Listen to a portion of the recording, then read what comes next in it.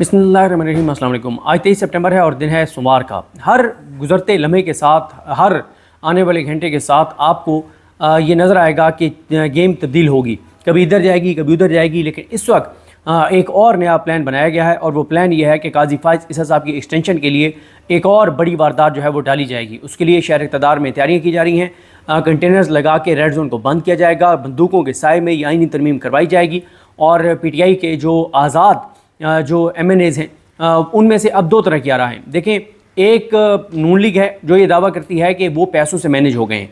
अच्छा, PTI कहती है कि जी इनकी माओं बहनों बेटियों और बीवियों को उठा लिया गया और उनको उठा के और ज़बरदस्ती इनसे वोट लेने की कोशिश की गई है। लेकिन बात यह है कि ये जो 5-6 लोग जो आज़ाद हैं, जिनमें से एक चौधरी इलियास हैं जिनका नाम काफ़ी लीग में लिखा हुआ है, और औरंगज़ेब खिची हैं जो इलेक्शन कमीशन के रिकॉर्ड के मुताबिक आज़ाद हैं, और इसी तरह से आदिल बाज़ई का इशू है, इसी तरह से मोहम्मद उस्मान का इशू है, ब्रिगेडियर असलम घुमन का इशू है। अच्छा, ये इनमें से ना जो अक्सरियत है वो है, जब सुन्नी इत्तेहाद कौंसिल में जाने का इमरान खान ने फैसला किया था और कहा था कि सब लोग सुन्नी इत्तेहाद कौंसिल में जाने के बयान हल्फी दें, तो 5-6 लोग PTI के ऐसे थे जिन्होंने बयान हल्फी नहीं दिए थे।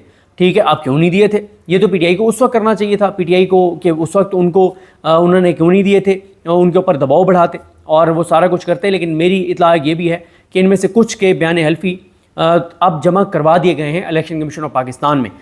लेकिन उसका फेट क्या होगा, लीगल पोजीशन क्या है, वो अब अभी कुछ नहीं कहा जा सकता।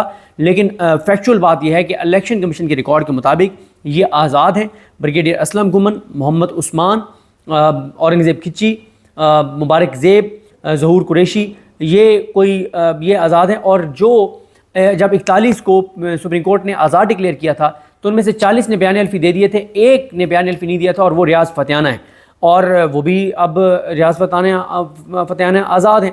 तो अब क्योंकि सुप्रीम कोर्ट की अभी जो वज़ाती फ़ैसला है उसके मुताबिक बाकी 40 MNA हैं अब PTI के, जो मर्जी स्पीकर ने जो असम्बली से जो भी नोटिफिकेशन जारी करवा दिया, PTI का वजूद ख़त्म कर दिया। लेकिन असल बात यह है कि वो PTI के MNAs हैं और सब PTI के MNAs हैं, टोटल जो 80 हैं। तो ये असल में जो हुकूमत है ना, हुकूमत बड़ी कॉन्फिडेंट है।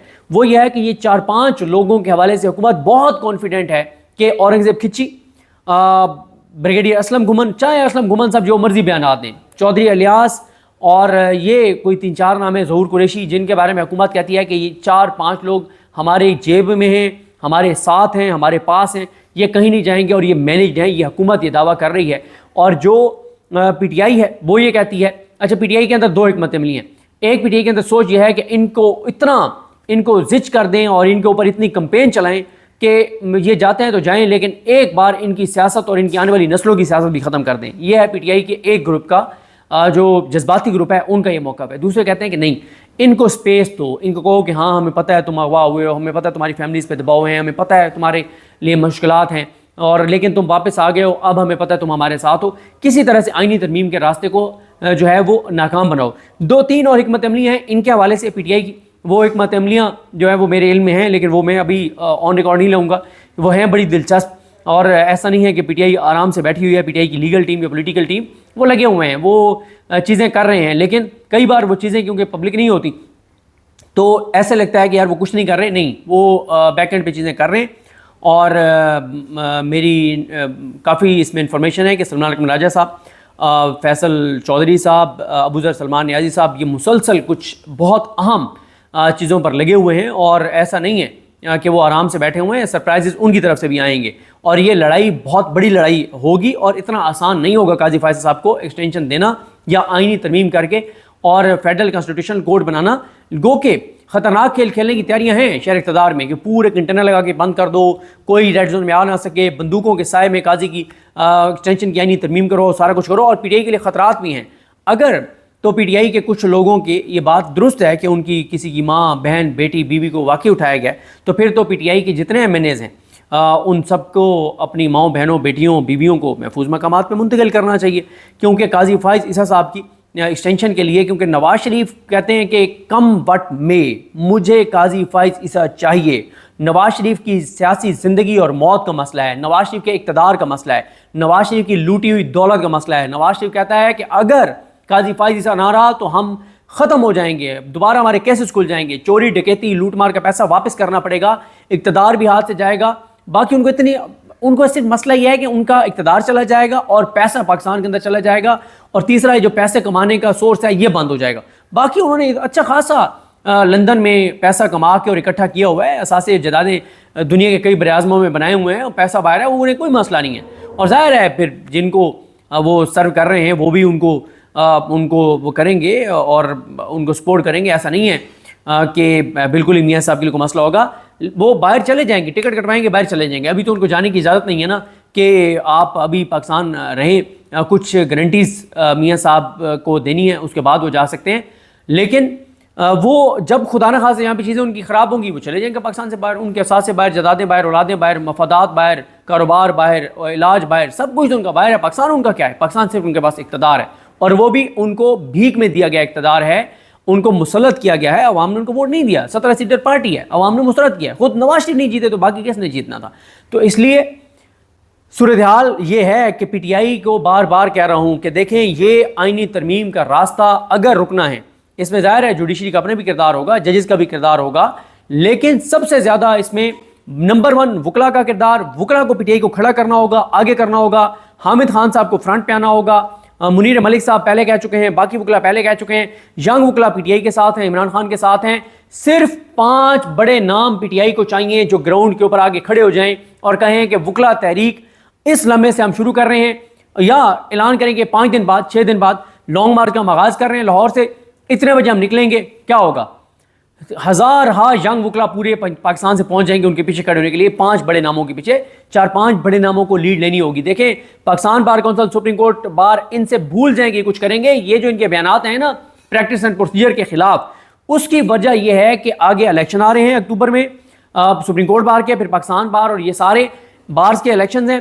یہ اس لیے انہوں نے بیانات دیے ہیں کہ یہ انہیں پتہ ہے کہ اس وقت پی ٹی آئی کا جو نیریٹو ہے, عمران خان کا جو نیریٹو ہے, وہ اتنا اوپر چلا گیا ہے کہ آپ کو لوگوں کو دھوکہ دینے کے لیے کہ نہیں ہم بھی یہی بات کر رہے ہیں کہ یہ پریکٹس اینڈ پروسیجر آئینی, یہ پریکٹس اینڈ پروسیجر جو ایکٹ ہے اس میں ترمیم جو ہے وہ صدارتی آرڈیننس جو ہے اس کی مخالفت کر رہے ہیں. باقی یہ پاکستان بار کونسل بھی حکومت کے ساتھ ہے, سپریم کورٹ بار بھی حکومت کے ساتھ ہے, بالکل یہ حکومت کے خلاف نہیں ہے. ان کو حکومت نے بہت نوازا ہوا ہے, اربوں روپے ان کو دیے ہوئے ہیں, کروڑوں روپے دیے ہوئے ہیں. ابھی ڈی ایچ اے سے معاہدہ کرا کے دیا ہے ان کی کالونی کے لیے, ان کو پلاٹ اور زمینیں ایکوائر کر کے دی ہوئی ہیں عام لوگوں سے, بیچاروں سے. اور اسی طرح سے ان کو ان کے چیمبر کے وکلا کو جج بنانے کی کمٹمنٹ دی ہوئی ہے, اور کچھ ان کے جو پہلے وہ ججز ہیں ان کو نوازا گیا ہے. پھر ان کے کہنے پہ ججز کو نوازا جاتا ہے, ان کے کہنے پہ یہ اٹارنی جنرل آفس میں, ایڈوکیٹ جنرل آفس میں ادھر ہی اپنے وکلا لگواتے ہیں, مطلب عہدوں پہ لگواتے ہیں, اور بہت سے کام کرواتے ہیں, مار دھار, بہت قبضے, یہ وہ سارا کچھ, بہت کچھ جو ہے یہ وکلا تنظیمیں جو ہے ان کے اوپر الزام ہے کہ بہت کچھ کرواتی ہیں, اور جس کے عوض پھر یہ حکومت کو فائدہ دیتی ہیں. اور پھر وکلا تنظیمیں جو ہے نا, جو بڑے بڑے وکیل ہیں, ان کو ایک اور بھی شریف خاندان سے مفاد ہے اور زرداری صاحب سے مفاد ہے, کیونکہ جتنے پاکستان میں 100 بڑے کرپشن اور لوٹ مار کے 100 بڑے اگر کیسز ہیں نا, ان میں سے 70-75 جو ہے وہ پیپلز پارٹی اور نون لیگ کی عام شخصیات کے ہوں گے, ان کے لوگوں کے ہوں گے, ان کے انویسٹرز کے ہوں گے, اور وہ 70-75 جو ہیں وہ پھر ان کو کیسز دیتے ہیں. اب آپ مجھے بتائیں, اگر ایک بڑے وکیل کو بھی کسی ایک بھی چور ڈاکو اور لٹیرے کا 10-10 20-20 کروڑ روپے کا ایک کیس ملا ہوا ہے تو اس کی تو ساری زندگی سنور گئی نا, اسے کیا اس کو اور چاہیے. یعنی 20 کروڑ روپیہ اگر اس کو صرف اس ایک کیس سے ایک چور اور ڈاکو دے رہا ہے تو 20 کروڑ تھوڑا تو نہیں ہوتا. اور پھر ظاہر ہے پھر اس کے چیمبر کے لوگ جو ہیں ان کو سرکاری عہدے بھی اور چیزیں بھی, پھر سینیٹر بھی, اور یہ وہ بڑے معاملات, بڑے ان کے کھانچے ہیں, بڑی چیزیں ہیں, بڑے عوام کے ٹیکس کے پیسوں سے ان کو نوازا جاتا ہے, تو اس لیے وہ تو ان کے ساتھ ہیں. باقی آج کے دن جو ہے ابھی جب آپ یہ ویڈیو دیکھ رہے ہوں گے شاید اس وقت تک آ بھی جائے خبر کہ سپریم کورٹ آف پاکستان میں آج ری کاؤنٹ کے نام پہ نون لیگ کو قاضی صاحب کے اوپر ہے کہ ایک اور سیٹ وہ دے سکتے ہیں, اور ساتھ ہی آج جو ہے وہ لاہور کورٹ میں کچھ عام کیسز لگے ہوئے ہیں, ان کا بھی کچھ دیر میں نتیجہ سامنے آ جائے گا. اور آج ہی پریکٹس اینڈ پروسیجر کے تحت جو کمیٹی ہے اس کا قاضی صاحب نے اجلاس بلایا ہوا ہے. جمعرات کو قاضی صاحب اچانک غائب ہو گئے سپریم کورٹ سے, اور وہ پریکٹس اینڈ پروسیجر کے تحت کمیٹی کا اجلاس نہیں ہوا تھا کہ کہیں منیب اختر صاحب اور منصور علی شاہ صاحب پاکستان بار کونسل کی پٹیشن ٹیک اپ نہ کر لیں. پھر قاضی صاحب غائب رہے. جمعے والے دن آصف کابینہ نے منظوری دی, زرداری نے صدارتی آرڈیننس جاری کیا, قاضی صاحب نے آرڈر جاری کر کے اور امین الدین خان صاحب کو پریکٹس اینڈ پروسیجر کمیٹی کا ممبر بنایا, اجلاس بلایا. منصور علی شاہ صاحب اویلیبل نہیں تھے تو پھر سوموار تک معاملہ گیا, اور آج سوموار ہے, آج اس حوالے سے جو ہے وہ ہوگا پریکٹس اینڈ پروسیجر کمیٹی کا اجلاس ہوگا. تو چیزیں بہت تیزی سے چل رہی ہیں. ایک طرف قاضی صاحب ڈیسپریٹ ہیں. آج اگر ایک سیٹ اور نون لیگ کو مل جاتی ہے تو نون لیگ اور حکومت اور اتحاد کے پاس ٹوٹل 215 ووٹ ہو جائیں گے, اور مولانا اگر ان کا ساتھ دیتے ہیں پھر ہو جائیں گی 223. پھر 2 ووٹ ان کو اور چاہیے ہوں گے, اس میں وہ چودھری الیاس یا اورنگزیب کھچی یا ظہور قریشی یا عادل بازئی یا محمد عثمان, بریگیڈیئر اسلم گمن, ان میں سے کسی کا بھی وہ جو ہے وہ ووٹ ڈلوا دیں گے, یا ریاض فتیانہ کا. یہ وہ لوگ ہیں پی ٹی آئی کے جن میں سے غداری کر سکتے ہیں. اب ان کو پی ٹی آئی کیسے سیکیور کرتی ہے یہ تو ٹائم آنے والا بتائے گا, لیکن ابھی تک بریگیڈیئر اسلم گمن کے علاوہ اور مبارک زیب کے علاوہ اور میں نے کسی کا اتنا کیٹیگوریکل, شاید عثمان صاحب کا بھی کہیں پہ آیا ہو, لیکن کوئی اتنا کیٹیگوریکل ان لوگوں کے بیانات نہیں آئے. اور کل کو کیا ہوگا, آئینی ترمیم نہیں ہوگی تو یہ سامنے آ جائیں گے. ہم نے تو پہلے کہہ دیا تھا کہ ہم تو پی ٹی آئی کے ساتھ ہیں, لیکن میرا خیال ہے کہ ان کے لیے بڑی عمران خان صاحب کی طرف سے مشکلات ہوں گی, اور آئندہ ٹکٹ شکٹ ان کو کوئی نہیں جو ہے وہ ملنے. تو یہ ہیں ساری چیزیں. اب ان ججز کے پاس کیا آپشنز ہیں, یہ جو 8 ججز ہیں تفصیلی فیصلہ بھی یہ جاری کر سکتے ہیں, اس میں حکومت کی بنیادیں ہل جائیں گی, اس میں کیا ہوگا, یہ فل کورٹ میٹنگ بھی بلا سکتے ہیں, یہ کوئی اعلامیہ بھی جاری کر سکتے ہیں, یہ چیف جسٹس کو خط بھی لکھ سکتے ہیں, 100 موٹو لینے کا مطالبہ بھی کر سکتے ہیں, کوئی وضاحت اور جاری کر سکتے ہیں. تو ان کے پاس بھی آپشنز ہیں, ایسا نہیں کہ ان کے پاس آپشنز نہیں ہیں. اور میں بار بار کہہ رہا ہوں کہ اگر ادھر سے خاموشی ہے تو وہ خاموشی کسی طوفان کا پیش خیمہ بھی ہو سکتی ہے, اور یہ بھی ہو سکتا ہے کہ یہ ججز اس لیے چپ کر کے بیٹھے ہوں کہ یار ایزی ہو جاؤ, قاضی کو چال چلنے دو, ڈیسپریٹ مووز کرنے دو, جہاں پہ ضروری ہوگا ہم وہاں پہ اس چیز کو روکیں گے, ورنہ ویٹ اینڈ سی. اعصاب کی جنگ ہے, اعصاب پہ قابو رکھو اور آرام سے چیزوں کو آگے لے کے چلو. کیونکہ مسئلہ یہ ہے کہ یہ ایسے ہی ہے کہ جو ہے وہ 5 اوورز ہیں اور 20 کی ایوریج پہ اسکور چاہیے, اور قاضی صاحب کھیل رہے ہیں, اور قاضی صاحب کے پاس 5 اوورز ہیں, 20 کی ایوریج سے ان کو اسکور چاہیے. تو قاضی صاحب نے باؤنڈری لگانی ہے, چوکے چھکے مارنے ہیں, سنگل ڈبل سے کام نہیں چلے گا, کیونکہ پیچھے رہ گئے ہیں آج ٹوٹل 32 دن, اور ورکنگ ڈیز 23 رہ گئے ہیں آج سے قاضی صاحب کے لیے. تو قاضی صاحب نے چھکے چوکے مارنے ہیں. ان کا کام یہ ہے کہ یہ ایک تو باؤنڈری نہ لگنے دیں, اور باؤنڈری پہ جو آئے وہ کیچ کر لیں اور باؤنڈری روک لیں. یہ ہے ان ججز کا کام. انہوں نے اعصاب پہ قابو رکھ کے ہر موو کو ناکام بنانا ہے, روکنا ہے. باقی کو اٹیک شٹیک ان کو کرنے کی ضرورت نہیں ہے, کیونکہ قاضی صاحب جتنے ڈیسپریٹ ہیں, جتنے فرسٹریٹ ہیں, جتنے پریشان ہیں, جتنے انتقام میں اترے ہوئے ہیں, اور جتنے لالچ میں ہیں عہدے کی, وہ بلنڈرز کریں گے, 1 کریں گے, 2 کریں گے, 3 کریں گے. ان ججز کا کام ہے یہ ایزی ہو کے آرام سے بس یہ جو ہے وہ اس طرح سے کریں. مجھے عمران خان صاحب کی ایک بات یاد آ رہی ہے, جس دن ان کے خلاف عدم اعتماد جمع ہوئی تھی, اس دن ہم عمران خان صاحب کے پاس بیٹھے تھے, ادھر ہی آ کے, اور عمران خان صاحب کو بتایا گیا تھا کہ خان صاحب دیکھیں لائٹ بھی چلی گئی ہے. خیر, عمران خان صاحب کو آ کے بتایا گیا تھا کہ خان صاحب عدم اعتماد جمع ہو گئی ہے. اسی وقت ادھر ہم پرائم منسٹر آفس میں بیٹھے ہوئے تھے, ان کے پاس ڈیجیٹل میڈیا کے لوگوں کے ساتھ ان کی ملاقات تھی.